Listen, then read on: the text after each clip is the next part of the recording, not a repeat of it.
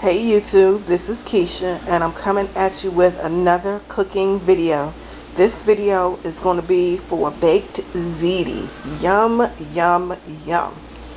Okay, so the ingredients that we need for my baked ziti are the ziti noodles. We need cheese. I'm going to use shredded mozzarella and then grated Parmesan.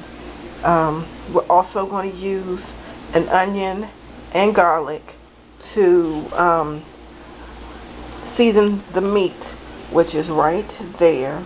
We're also going to use some mushrooms and a can of crushed tomatoes. That's a large can. It's actually 28 ounces, I'm sorry.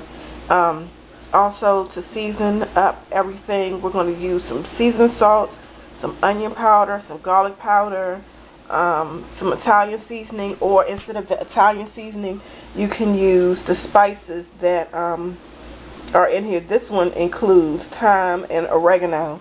So if you had the actual thyme and oregano, you could use that instead of the Italian seasoning and parsley flakes. Oh, and to do the ground beef and everything, you're going to need some olive oil, and I have some extra virgin olive oil. So first off, I am going to saute the mushrooms, the garlic, and the onions, and then add in the meat. And this time, everyone who has followed my cooking videos knows that instead of just regular ground beef, I actually prefer meatloaf mix, which is ground beef, ground pork, and ground veal. So that's what I'll be using today. And while I'm preparing the meat, I will also bake the ziti. So that's what I'm about to do. So I will see you in. Okay, so I have the mushrooms sauteing in the pan, and now I'm just gonna stir them up just a little bit more. That looks, to me, I'm a mushroom lover. Some people don't like mushrooms, but I love mushrooms. So for me, that could even be, just okay. But I'm gonna take these. This is the onion and this is the garlic, and trying to do this with one hand. I'm gonna add it into the pan with the mushrooms. Couldn't get it all in there in that one, but I'll put the rest of it in there.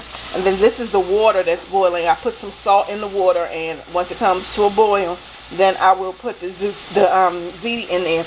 Now, if I were you, I would do it maybe 1 to 2 minutes under the cook time that it says on the pan, on the box, because you're also going to put this ziti into the oven, and so it'll cook some more while it's in the oven. So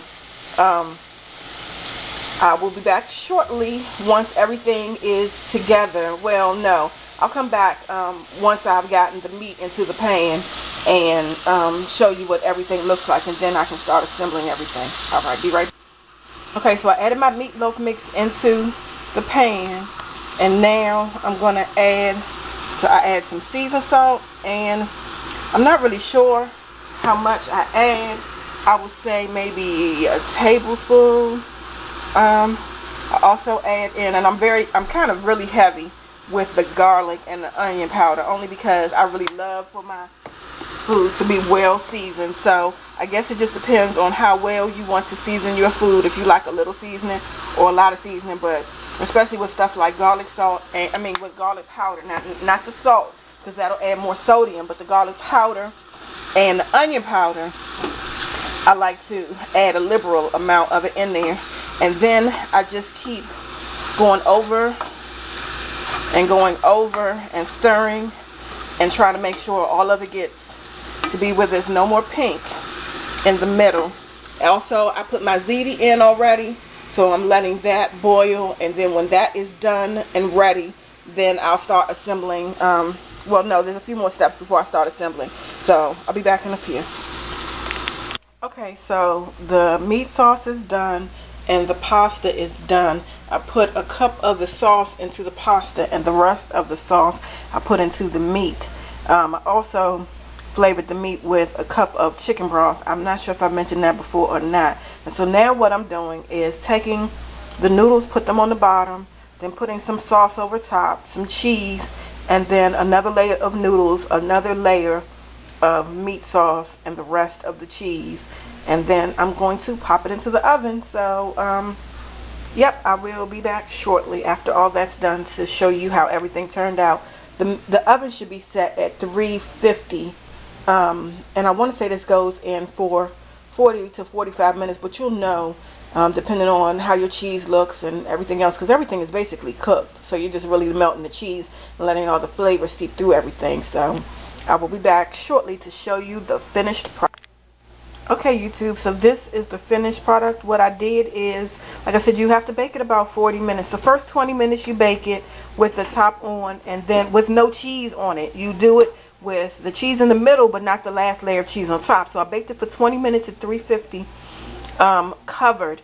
And then for the last 20 minutes, I took the top off, put the cheese on, and this is the finished product. So I hope this helps you. This is what's for dinner at my house tonight, and I hope you have a great day. Thanks for watching. Bye.